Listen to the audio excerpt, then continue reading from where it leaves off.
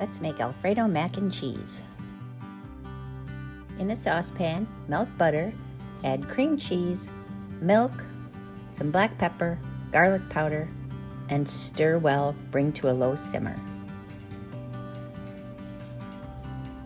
Switch to a whisk and add in your Parmesan cheese.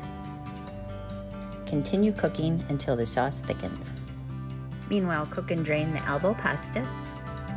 Add the Alfredo sauce, plenty of shredded cheddar cheese, Asiago cheese, some white wine, and stir well to combine and melt the cheese. Spoon that into a casserole dish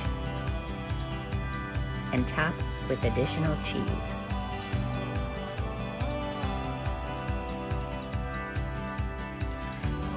Bake in a 350-degree oven for about 30 minutes.